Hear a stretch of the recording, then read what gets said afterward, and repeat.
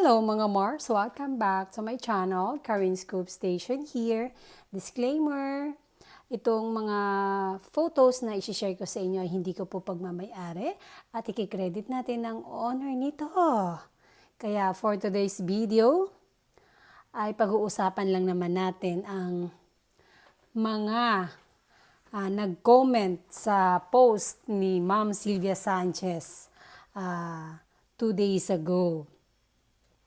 Dahil nga sa post na yon mga Mars, sa magandang caption ni Ma'am Sylvia Sanchez, uulitin ko lang, bucket list 2 checks, natupad ang dalawa sa mga pangarap ko na bumalik sa happy place ko, ang Niseko, at makasama namin mag-asawa ang mga number 1, anak namin, check. Number 2, asawa, GF or BF nila, check. Mrs. at main DCM at Aide. At only Zanjo Marudo na parte na din ng pamilya namin. 3, mga apo. So, ang 3, walang check. Kasi, yaan ang gustong mangyari ni Ma'am Sylvia Sanchez. Isa na lang ang iniintay ko na matupad. Soon, mga apo naman. Thank you so much, Lord. Thank you, 2023. And hello, 2024. Happy New Year. And then, mga Mars, di ba po, na-share ko na rin naman ito sa inyo. Gusto ko lang kasing i-share yung response ni Ma'am Sylvia Sanchez sa comment ni Maine Mendoza na kanyang daughter-in-law. Dahil ang comment nga dito ni Maine ay, thank you for this trip, ma. Apo soon. Marami nag-comment dito, mga Mars, sa message ni Maine Mendoza. Pero basahin natin ang reply ni Ma'am Sylvia Sanchez. You're most welcome, anak, with a heart icon. Yay! Maghihintay kami ni Daddy B mo at may smiley, happy icon, at sabay natin dadalhin ang mga babies nyo sa Niseko at papagulungin ko sa snow. Ha ha ha ha ha. At ikaw na magbi-video at magpi-picture sa amin. Yun, o diba?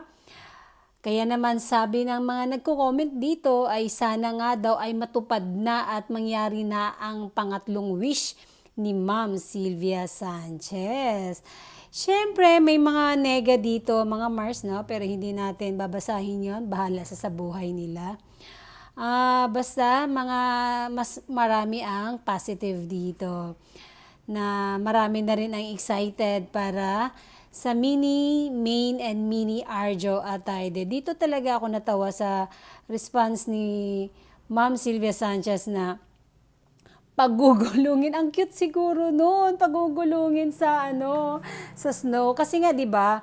Kaya sabi niya na pag may mga anak na nga sila at madala nila sa Niseko diyan sa Japan, at si May na nga daw ang magbi-video at magpi-pictures kasi nung nandyan nga sila Ma'am Sylvia Sanchez, siya ang kumukuha ng mga video and photos. Kaya pag bumalik sila dyan, nakasama na ang mga anak nila Arjo and Maine, syempre si May na daw ang magpipicture sa kanila kasi lalaruin talaga daw ni Ma'am Sylvia Sanchez ang kanyang mga apo dyan sa Niseko, Japan pag ito ay meron na ngang apo. Wala, nakakatuwa lang dahil pinagfiestahan din sila dito ng mga, hindi masama ng magagandang comments, mga Mars. Dahil super nag-enjoy nga sila at sana nga matupad na ang wish na yon ni Ma'am Sylvia Sanchez.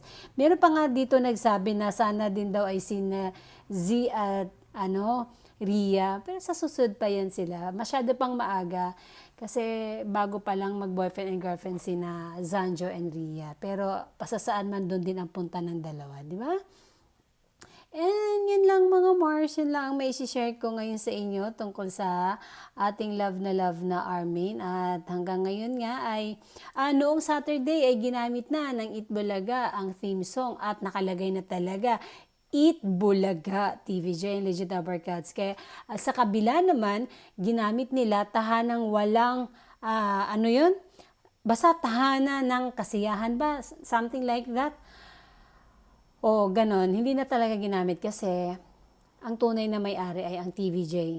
sila na po talaga ang gagamit ng Eat Bulaga na title ng Noontime Show. At first time lang in history, 2023, na nag-aaway ang dalawang Noontime Show at sabay na talagang, alam mo yon yung although may mga ranking issue ang mga Noontime Show, pero iba din ang nangyari ngayong 2023 dahil talagang nag-away.